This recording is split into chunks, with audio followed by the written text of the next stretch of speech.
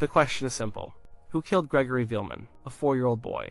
His body was found in a cold river in eastern France. His hands and feet were tied with rope. The answer to that question is not simple. It has been almost 40 years, and we still don't know for sure. This is the story of a murder that tore a family apart. And it captivated a nation. It all started long before the murder. It started with a voice on the telephone and letters in the mail. Someone was terrorizing the Villemin family. They called this person Le Corbeau, the Raven. It's a French term for an anonymous letter writer. This raven seemed to know everything about them. They knew about Jean-Marie Villemin's promotion at the car parts factory. They knew he was becoming a foreman. They knew he was building a new house for his wife Christine and their young son Gregory. The raven hated Jean-Marie for his success. The calls and letters were filled with poison.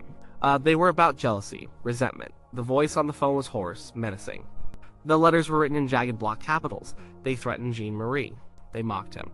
They called him a show-off. They promised revenge. The threats went on for years. Jean-Marie and Christine tried to ignore them. They reported them to the police. But the raven was clever. The calls were hard to trace. The identity remained a secret. The threats became a dark cloud hanging over their new life. It was the background noise to their family's story. A story that was about to become a tragedy. October 16th, 1984, it was a normal afternoon in the small village of Leponges-sur-Vallonne. Christine Villemin was at home. She said she was doing housework. Little Gregory was playing outside in the front yard. He was wearing a blue jacket. At around 5 p.m., Christine realized it was quiet. Too quiet. She went outside to check on Gregory. The pile of sand he was playing in was empty. His little truck was still there, but Gregory was gone. Panic set in. Christine searched the yard. She called his name. She ran to her mother-in-law's house nearby. No one had seen him. The family started a frantic search of the village. The police were called. As dusk fell, the terrible feeling grew. This was not a child who had simply wandered off. This was something else. This felt like the raven. A few hours later, the phone rang at Jean-Marie's brother's house. His brother Michel answered. It was the hoarse voice. The raven. The voice said, "I have taken the boss's son. I have put him in the Vallon." The boss. That was the raven's name for Jean-Marie. The threat had finally become real. The revenge had been taken. The next morning, a letter arrived at the Villemin home. It was postmarked the day of the kidnapping. It was from the raven. It said, "I hope you die of grief, boss. It is not your money that will give you back your son. This is my revenge, you bastard." The search ended around 9 p.m. that first night. Gregory's body was found in the Vallon River, several miles from his home. He was face down in the murky water. His little woolly hat was still pulled over his head. His hands and feet were bound with twine. The autopsy found he had not drowned.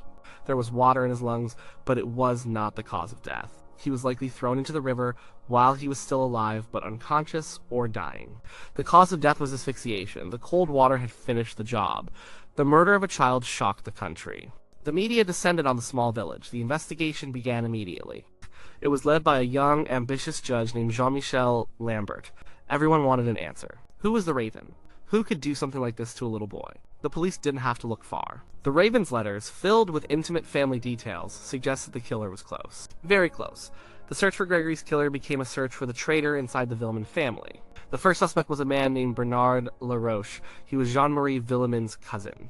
They worked at the same factory. But there was bad blood between them. Laroche was known to be jealous of Jean-Marie's success. He had a reputation for being a bit of a bully. He fit the profile of the resentful family member. But there was no physical evidence linking him to the crime. The case against him rested almost entirely on the testimony of one person. His 15-year-old sister-in-law, Muriel Bolle. Muriel lived with Bernard and his wife, Marie-Ange. The police questioned her for hours. At first, she said nothing. She said Bernard was with her all afternoon on the day Gregory disappeared. But then, her story changed. Muriel broke down. She told the police a shocking story. She said that on October 16th, Bernard had picked her up from school, but on the way home, he drove to Leponges. She said she saw him go to the Villemin's house. She said she saw him come back with a little boy. She said the boy was Gregory. She didn't know him, but he matched the description. He was quiet. Maybe he was sleepy. She said Bernard drove toward the Vallon River. He stopped the car, got out with the boy, and was gone for a few minutes. When he came back, he was alone. He told her if she ever said anything, he would kill her. It was a confession. A detailed, damning account. Based on Muriel's testimony, Bernard Laroche was arrested and charged with the murder of Grégory Villemin. The police were sure they had their man. The country breathed a sigh of relief. The monster had been caught. But the story was far from over. A few days after her confession, Muriel Bolle was allowed to go home. She was back in the Laroche house. back with her family. Then she appeared on television. She looked terrified. She took back everything she had said. She claimed the police had forced her to lie. They had scared her. They had threatened to put her in a children's home. She said her original story was true. Bernard was with her. He never left her side. He was innocent. The case against Bernard Laroche crumbled. Without Muriel's testimony, there was nothing. The police were in an impossible position. Was she telling the truth the first time, when she implicated her brother-in-law? Or was she telling the truth now? Had the police coerced a teenage girl? Or had her family pressured her to retract her story to save one of their own? It was her word against theirs. The judge, Jean-Michel Lambert, was unsure what to do. The evidence was too weak. In early 1985, he made a fateful decision.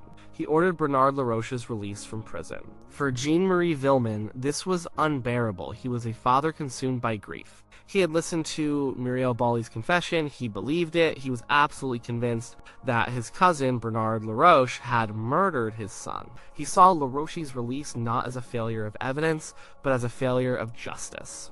He saw the man who killed his boy walking free, returning to his family.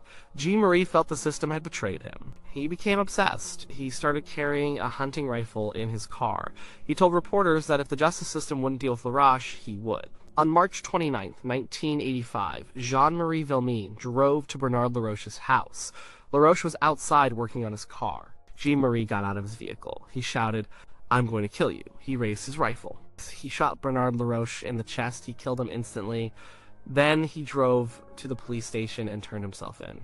He had avenged his son. The saga had a new victim and a new killer. Jean-Marie Villemin, the grieving father, was now a murderer himself. The public was divided. Some saw him as a cold-blooded killer. Others saw him as a tragic figure, a father pushed beyond the limits of his endurance by grief, and a failed justice system. The murder of Bernard Laroche changed everything. It also put incredible pressure on Judge Lambert to solve Gregory's murder. If Laroche was innocent, then Jean-Marie had killed the wrong man, and the real killer was still out there. The investigation had to start over, and it took another shocking turn. The judge turned his attention to a new suspect. Gregory's own mother, Christine Villemin. The theory was that Christine was the real killer. It was a character assassination played out in public. The media, which had once portrayed her as a grieving Madonna, now painted her as a modern-day Medea. The evidence against her was thin, extremely thin. Handwriting experts who had previously been uncertain now claimed that her handwriting showed similarities to the Raven's letters. But other experts disagreed. They found a sample of cord in the Villemins' basement that was similar to the cord used to tie Gregory. But it was a common type of cord. The prosecution built a case based on suppositions and timing. They argued that Christine's timeline of the afternoon didn't add up. They claimed she had enough time to drive to the river, dispose of her son's body, and mail the Raven's final letter herself before reporting him missing. The motive? They had none. They speculated that perhaps she was an unfeeling, monstrous mother. Or maybe she killed her son to get back at her husband for some unknown reason. Christine Villemin was charged with murder. She was pregnant with her second child at the time. The public condemnation was immense. She was vilified. She went on a hunger strike in prison to protest her innocence. The case against her was so weak that she was eventually released. But the cloud of suspicion hung over her for years. It took until 1993, nearly a decade after her son's death, for a court to officially and definitively clear her name. The Court of Appeal in Dijon dismissed all charges against her, citing a total absence of evidence. She was an innocent woman. She had lost her son, and then she had lost her freedom and her reputation. At the same time, her husband, Jean-Marie, was tried for the murder of Bernard Laroche. He was found guilty. But the court showed some leniency. He was sentenced to 5 years in prison. Because of time already served, he was released after less than 3. He and Christine reunited. They had other children. They tried to build a new life away from the Valone Valley, away from the media, away from the ghosts of their past. But the case of little Gregory was never closed. It became France's most famous cold case.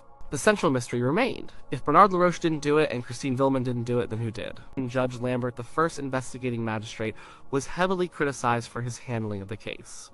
He was accused of mishandling evidence, leaking information to the press, and jumping to conclusions. He wrote a book defending his actions, in which he still suggested Christine Villemin could be guilty. He lived with the case for the rest of his life. Over the years, the case was reopened several times. The advance of science offered new hope. DNA technology, which didn't exist in 1984, could finally be used. In the 2000s, investigators tested the rope used to bind Gregory. They tested the stamps on the Raven's letters. They hoped for a breakthrough, a clean DNA profile that would point to the killer. The results were frustrating. They found DNA from several people on the evidence, but the samples were old and degraded. They found male and female DNA on the robe, but it did not match Bernard Laroche. It did not match Jean-Marie or Christine.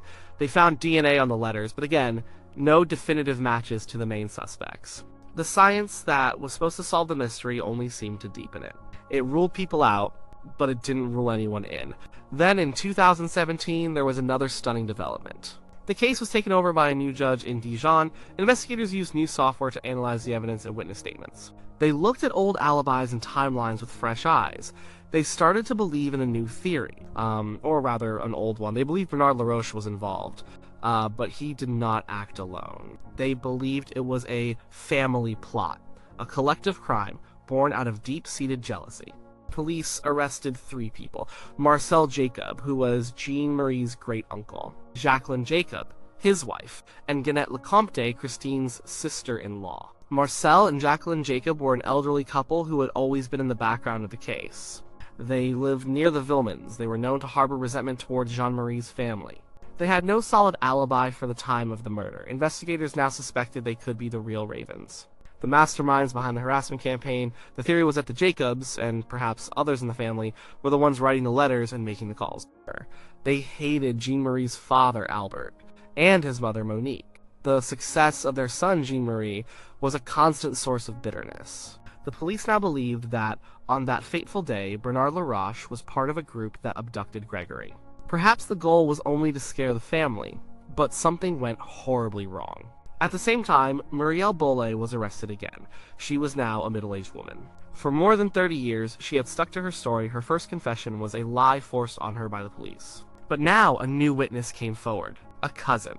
This cousin claimed that shortly after Bernard Laroche's release in 1985, a terrified Muriel had confessed to him. She told him that she had been in the car with Laroche, that she had seen Gregory, and that her family had beaten her and threatened her to force her to retract her statement. They had made her lie to save Bernard. It seemed like the case was finally about to break. The family plot theory seemed to explain everything, and explain the intimate knowledge of the Raven. It explained Muriel Bolle's flip-flopping testimony. It suggested a dark secret held by a small, clannish family for decades. But once again, the case fell apart. The Jacobs and Muriel Bolle denied everything. The new evidence was still circumstantial. The cousin's testimony about Muriel's confession was powerful, but it was one person's memory from over 30 years ago. The suspects were eventually released from custody. The charges were later dropped due to a procedural error. And then another tragedy. In July 2017, just after these new arrests, Judge Jean-Michel Lambert, the first judge on the case, was found dead in his home. He had taken his own life. He left a suicide note. In it, he wrote about the pressure he felt from the case being reopened. He felt his name was being tarnished. He maintained that he believed back in 1985 that Bernard Laroche was the killer. His death was a sad postscript to a case that had already destroyed so many lives. So, where does that leave us? Who killed Grégory Villemin? The honest answer is that we cannot say with legal certainty. There has never been a conviction for his murder, but the weight of the evidence, accumulated over decades, points strongly in one direction. The most plausible theory remains the one that the police first landed on, that Bernard Laroche was involved. Muriel Bolle's first confession felt real. It was detailed, it contained information a teenager was unlikely to invent. It is very likely she was telling the truth, and it is very likely her family, steeped in a code of silence and loyalty, pressured a vulnerable girl to take it back. Her life since has been a difficult one, forever defined by those few days in 1984. But was Laroche alone? The 2017 investigation suggests not. The theory of a family plot led by the Jacobs makes a lot of sense. They had the motive of jealousy, their alibis were weak, their animosity towards the Villemins was well known. Perhaps they were the brains, the Ravens, and Bernard Laroche was the muscle, the one who carried out the abduction. Maybe the plan was never to kill the boy. Maybe it was just to frighten Jean-Marie. But in the execution, something went terribly wrong. Gregory died, and the family closed ranks, burying the secret forever. What about Christine Villemin? She is innocent. The case against her was a shameful episode of judicial and media hysteria. It was based on sexism and flimsy evidence. She was a mother who lost her child and was then accused of killing him. It's an unimaginable horror, and what of Jean-Marie Villemin? He is a tragic figure. A man who lost his son and then lost himself to revenge. He killed a man he believed was the murderer. It is very possible he was right, but he will never know for sure. He committed a crime, and he paid for it. He and Christine have lived their lives with this unresolved grief. They are forever the parents of the murdered little boy. The case of Grégory Villemin is more than just an unsolved crime. It's a story about family secrets. It's about how jealousy can curdle into a hatred so profound that it leads to the death of a child. It's a story about the failures of the justice system and the destructive power of a media frenzy. It shows how a community can turn on itself and how suspicion can poison everything. We may never have a final, definitive answer. The key players are getting old. Memories have faded. Secrets may have been taken to the grave. Bernard Laroche is dead. Judge Lambert is dead. The truth might be buried with them. But the image of the little boy in the blue jacket, his body pulled from the cold Valone River, remains. His name is Gregory, and his killer has never been brought to justice. The question lingers, hanging over the valleys of eastern France, and we are left with the silence.